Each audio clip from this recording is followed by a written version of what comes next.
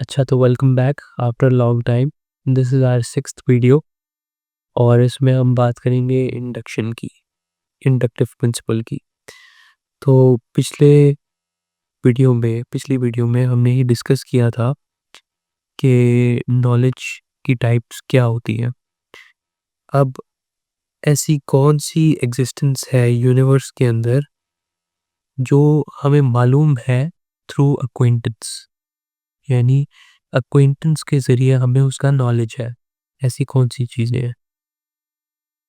तो अभी तक हमारा जवाब जो है वो यही था कि एक चीज़ तो है हम अपने सेंस डाटा के साथ एक्quainted हैं और secondly maybe we are acquainted with ourselves, जो हमें ये मतलब हम यकीन से नहीं कह सकते, लेकिन स्टिल वी फील कि we are acquainted with ourselves. तो ये 2 चीज़ें हैं। अब सवाल ये है कि इसकी बुनियाद पर हम अगर हम इंस्टेंसेस ड्रॉ कर सकें, या सवाल ये है कि क्या इसकी बुनियाद पर हम इंस्टेंसेस ड्रॉ कर सकते हैं कि नहीं? इंस्टेंसेस ड्रॉ करने का क्या मतलब है? इंस्टेंसेस ड्रॉ करने का मतलब ये है कि अ, जैसे मैं कहूँ कि पेन है, ठीक है? हमारा मशहूर ज़माना पेन। तो अब आप कहें कि यार क्योंकि ये पेन है, तो इसका मतलब ये लिखता होगा, ठीक है? तो आपने एक इंस्टेंस ड्रॉ किया, एक कंक्लूजन ड्रॉ किया।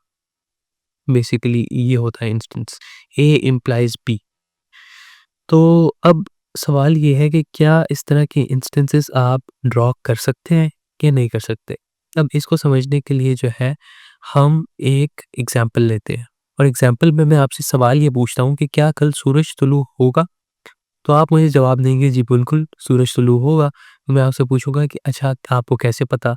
तो आप कहेंगे कि क्योंकि सूरज हमेशा से तुलू होता है तो आगे भी होगा।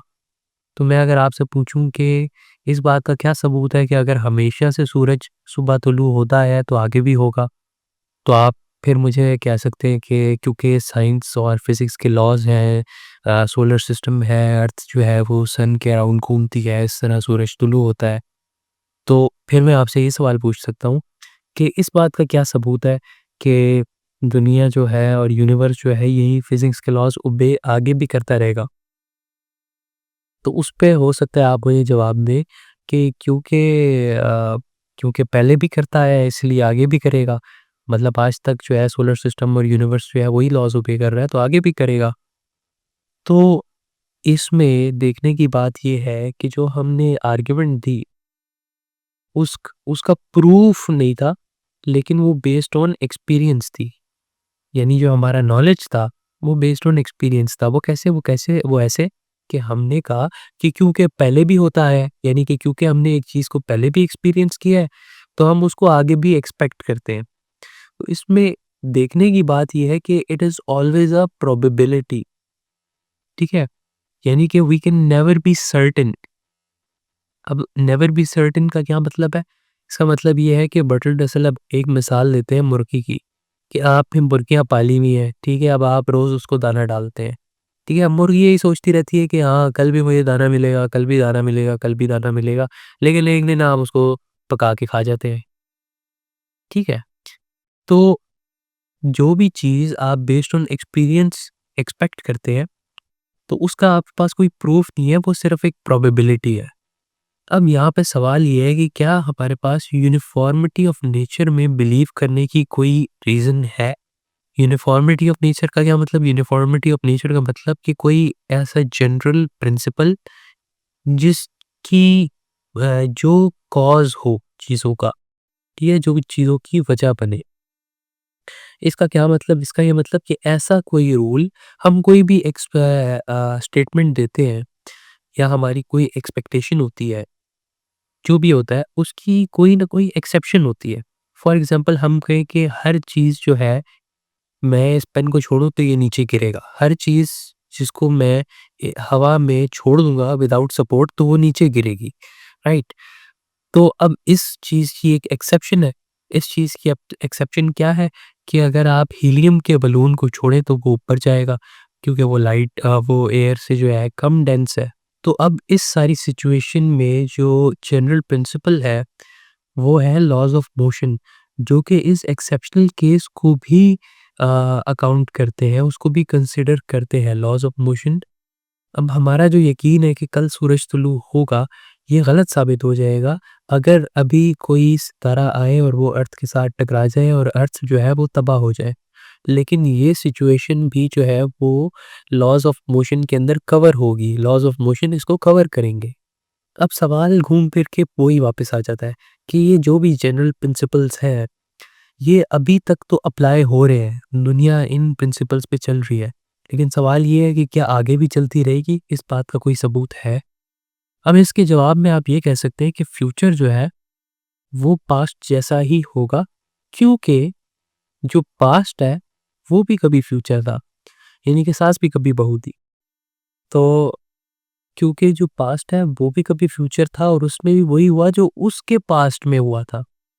ठीक है? तो अब जो फ्यूचर है, वो उसमें भी वही होगा जो पास्ट में हुआ था।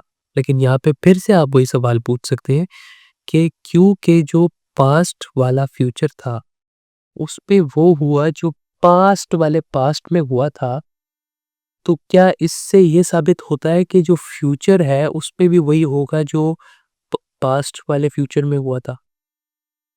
यानी कि अगर हिस्ट्री ने अपने आप को रिपीट किया, आसान अल्फाज में, हिस्ट्री ने अगर अपने आप को रिपीट किया, तो इस बात का क्या कोई सबूत है कि हिस्ट्री आगे भी अपने आप को रिपीट करती रहेगी?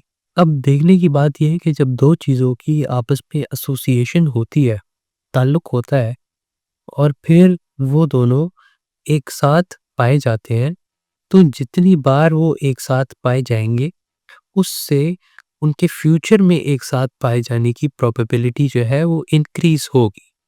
ठीक है? और अगर वो बहुत ज़्यादा टाइम या ऑल द टाइम एक साथ पाए जाते हैं हमेशा, फॉर एग्ज़ाम्पल एक साथ पाए जाने का क्या मतलब है कि अगर मिसाल के तौर पे आग जल रही है, तो उसका धुआँ भी होगा। अब आपने आग देखी और धुआँ देखा, ये आपने उसको एक साथ पाया, ठीक है? इसी तरह आप जब भी आग देखते हैं, आप उसका धुआँ देखते हैं। तो यानी कि हर ऑब्ज़र्वेशन में आग और धुआँ एक साथ पाए जाते हैं, उनके बीच में ताल्लुक है। तो अब फ्यूचर में भी आग के साथ धुआँ होगा, इस चीज़ की प्रोबेबिलिटी जो है, वो नियर टू सर्टेन चली जाती है, लेकिन वो 100% सर्टेन कभी भी नहीं होगी। अब इसमें आप ये कह सकते हैं कि दुनिया जो है, नेचर जो है, वो कानून पे चलती है, ठीक है? तो इस तरह का कोई कानून होगा, जो कि ये साबित कर देगा कि जिसकी कोई एक्सेप्शन ना हो। अब इसके जवाब में बर्ट्रैंड रसेल जो है 2 बातें करते हैं।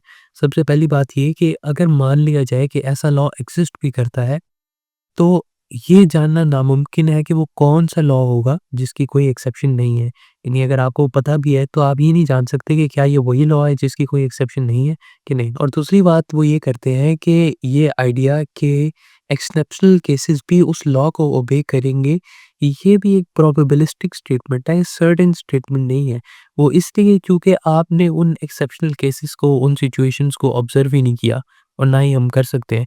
तो हम कभी भी सर्टेनिटी से नहीं कह सकते। तो ये जिसकी हमने बात की, इसको कहते हैं प्रिंसिपल ऑफ इंडक्शन, कि अगर 2 चीज़ें ए और बी, उनके दरमियान एसोसिएशन हो और कोई भी ऐसा एविडेंस ना मिले जिसमें वो डिसएसोसिएटेड हो, यानी कोई भी ऐसी आग ना हो जिसका धुआँ ना हो, तो फिर जितनी बार आप आग को और धुएँ को एक साथ ऑब्ज़र्व करेंगे, उतने उनके फ्यूचर में भी एक साथ होने के चांसेस बढ़ते जाएँगे और ये चांसेस जो है ये सर्टेनिटी के करीब हो सकता है, लेकिन सर्टेन खुद कभी भी नहीं हो सकता।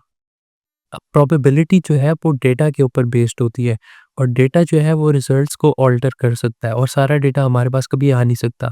इसी एग्जांपल ये है कि कुछ अर्से पहले जब लोगों ने जो है ब्लैक स्वॉन्स नहीं देखी थी, तो लोग यही समझते थे कि स्वॉन्स हमेशा वाइट ही होती हैं और सिर्फ वाइट होती है। लेकिन उसके बाद लोगों ने ब्लैक स्वॉन भी देख ली, तो फिर ये स्टेटमेंट के स्वॉन्स हमेशा वाइट ही होती हैं, ये गलत हो गई। अब जो हमने कहा था कि हमारे पास किसी भी चीज़ का प्रूफ नहीं है कि वो आगे भी होती रहेगी, इसी लॉजिक को यूज़ करके अगर आप इंडक्टिव प्रिंसिपल को प्रूव करना चाहें, वो कैसे? कि आप बोलें कि हमारे पास इस बात का प्रूफ नहीं है कि आगे इंडक्टिव प्रिंसिपल काम नहीं करेगा, या आप कहें कि हमारे पास इस बात का भी कोई प्रूफ नहीं है कि इंडक्टिव प्रिंसिपल गलत है। तो ये इस लॉजिक से इंडक्टिव प्रिंसिपल प्रूफ नहीं होता। लेकिन जो हमने बात की कि हमारे पास प्रूफ नहीं है, उससे इंडक्टिव प्रिंसिपल डिसप्रूफ भी नहीं होता।